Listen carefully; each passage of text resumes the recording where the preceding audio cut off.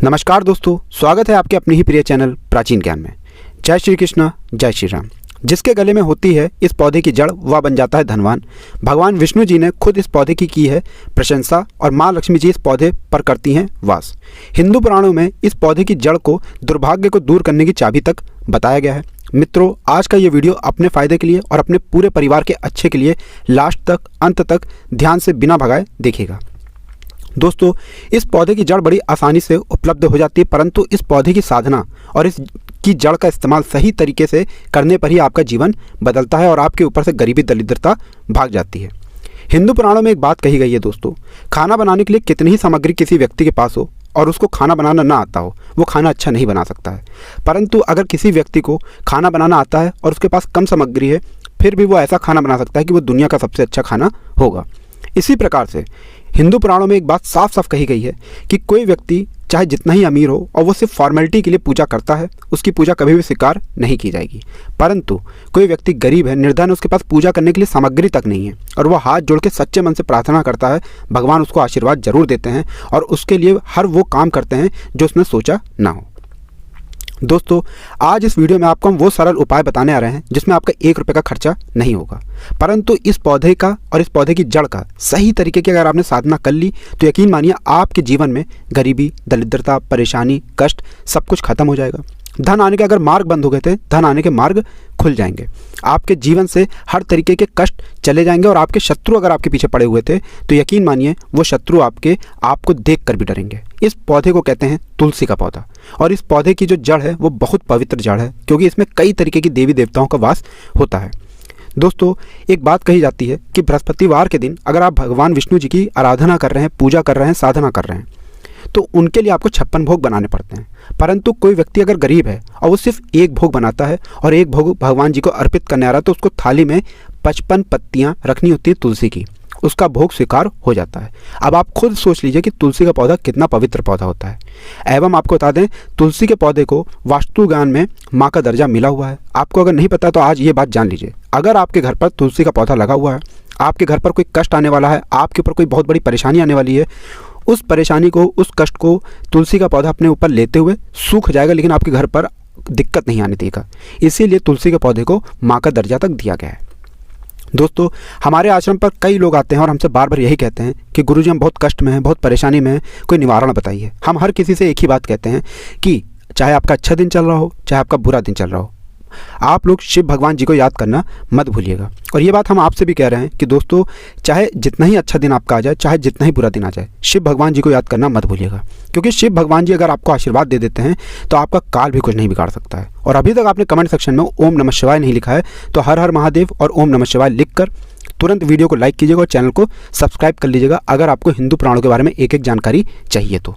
दोस्तों, अब आपको हम एक बात बता दें कि अगर आपके जीवन में कष्ट आ चुका है, दरिद्रता आ चुकी है, परेशानियां आ चुकी हैं, आप मेहनत तो कर रहे हैं परंतु मेहनत का आपको फल नहीं मिल पा रहा है, तो इसका मतलब ये नहीं है कि आपने कोई गलती कर दी है। इसका मतलब यह है कि आपने कोई पिछले जन्म में ऐसा पाप किया था जो अभी तक आप ढो रहे हैं, या आपने जाने अनजाने ऐसा कोई काम कर दिया है जिसकी वजह से माँ लक्ष्मी आपसे रुष्ट हो गई हैं। तो इसका एक सरल सा उपाय है कि दोस्तों, आप लोगों को माँ लक्ष्मी जी की आराधना करनी होगी, तभी आपके पास धन आना शुरू होगा।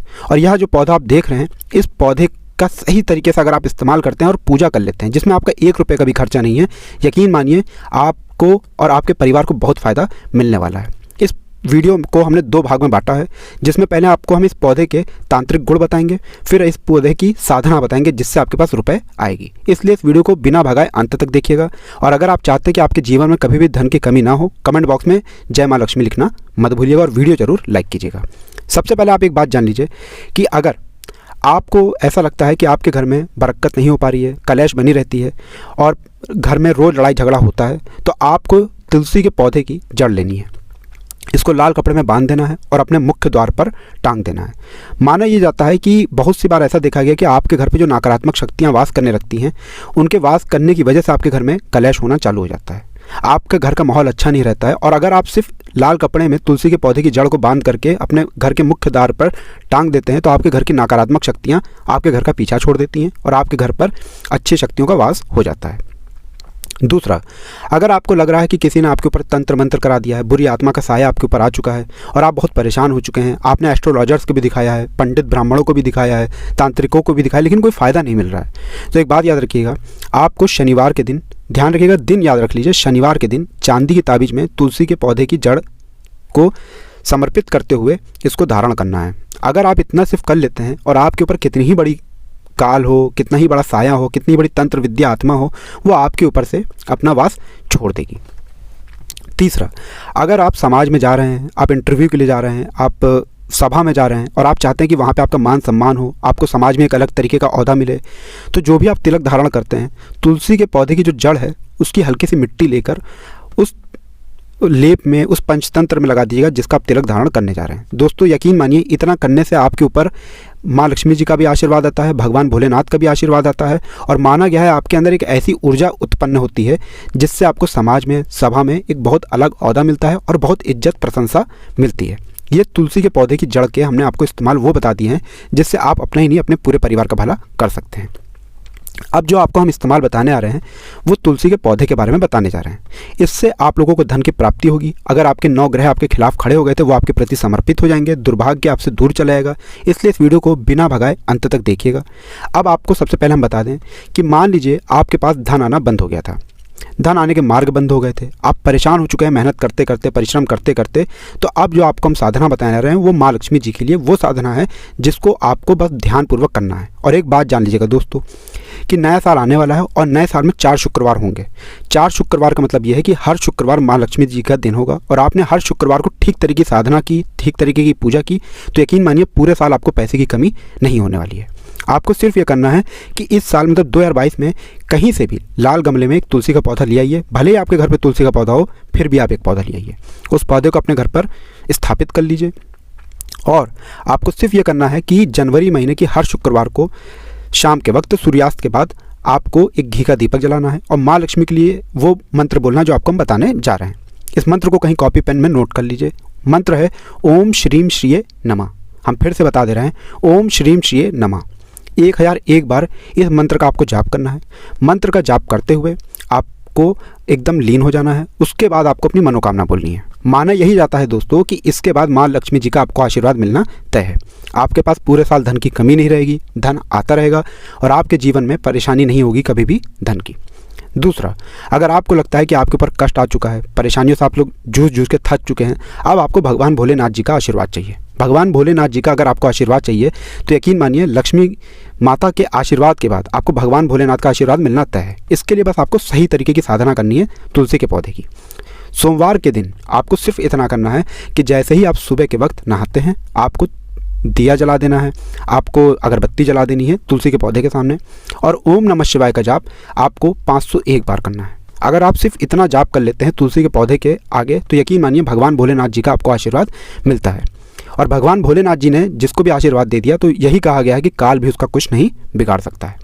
2 साधनाएं हम आपको बता चुके हैं। तीसरी साधना आपको हम बताने आ रहे हैं आकस्मिक रुपए की प्राप्ति। यह एक ऐसी साधना है दोस्तों जिसको करना थोड़ा कठिन होता है, परंतु अगर आप कर लेते हैं तो यकीन मानिए आपको आकस्मिक धन की प्राप्ति होती है। इसके लिए आपको भगवान विष्णु जी की साधना करनी होगी। कहा यह गया है हिंदू पुराणों में कि किसको धन देना है ये माँ लक्ष्मी जी के हाथ में होता है, किसको कितना धन देना है ये भगवान विष्णु जी के हाथ में होता है। तो भगवान विष्णु जी की जो पूजा होती है वो आप करते हैं बृहस्पतिवार को। बृहस्पतिवार को की गई पूजा से सूर्य भगवान जी और भगवान विष्णु जी बहुत खुश होते हैं।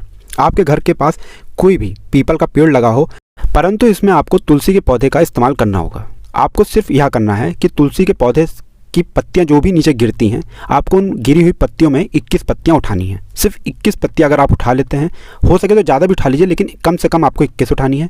21 पत्तियों को लेते हुए आपको पीपल के पेड़ के नीचे शाम के वक्त जाना है। आपको एक घी का दीपक जलाना है और उन पत्तियों को वहीं पर कहीं छिड़क देना है और पानी अर्पित कर देना है। इतना करने के बाद आपको भगवान विष्णु जी की आराधना करनी है मन में, जैसी भी आप आराधना करना चाहें। उसके बाद आपको मनोकामना कर लेनी है। 4 बृहस्पतिवार करने के बाद यही माना गया है कि अगर आप पहले महीने के 4 बृहस्पतिवार इस पूजा को, इस साधना को कर लेते हैं तो भगवान विष्णु जी का आपको आशीर्वाद मिलता है और पूरे साल में कभी ना कभी एक दिन जरूर आएगा जब आपको आकस्मिक रुपए की प्राप्ति होगी। आकस्मिक का मतलब ये होता है आप काला बाजारी करते हैं, सट्टा बाजारी करते हैं, आपका रुपये दुगना चौगुना हो जाएगा। आप संपत्ति कोई बेच रहे थे, वो बिक नहीं रही थी, वो ऐसे दाम पे बिक जाएगी जिससे आपको बहुत ज़्यादा धन मिलेगा। आप नौकरी करते हैं, आपको काफ़ी बड़ी मात्रा में कमीशन मिल जाएगा। इस तरीके से आपको आकस्मिक रुपए की प्राप्ति होगी। दोस्तों, ये एक ऐसी साधना है जिसमें आपका 1 रुपये का भी खर्चा नहीं है, परंतु आपके जीवन में बहुत बड़ा बदलाव ला सकती है ये साधना और ये पूजा। इसलिए अब जो आखिरी पूजा हम आपको बताने आ रहे हैं वो शनिदेव जी के लिए बताने आ रहे हैं, और इसको बहुत ध्यान से सुनिएगा और दोस्तों लास्ट तक देखिएगा। हो सकता है इन पूजाओं से आपके जीवन में बदलाव आ जाए। सिर्फ साल के पहले महीने इतनी पूजाएं आपने कर ली तो आपका जीवन हमेशा सुरक्षित रहेगा और पूरे साल कभी आपके पास धन की कमी नहीं रहेगी। इसलिए अभी तक आपने वीडियो लाइक नहीं किया तो वीडियो लाइक करना मत भूलिएगा। आपको बता दें, शनिदेव महाराज जी अगर किसी के ऊपर हाथ रख दें तो उसका कोई कुछ नहीं बिगाड़ सकता है। माना यही गया है दोस्तों, हर तरीके के जो कष्ट हैं, राहु केतु हैं, ये इनका जो ग्रह होता है ये शनिदेव जी के ऊपर ही निर्भर करता है। तो अगर आप अपने राहु केतु को बहुत ज़्यादा खुश करना चाहते हैं, आप चाहते हैं कि शनिदेव जी का आपको आशीर्वाद मिले और जो दुश्मन आपका कुछ बिगाड़ना चाहते थे वो आपका कुछ ना बिगाड़ पाएँ, तो आपको शनिदेव जी की ठीक तरीके से पूजा करनी है।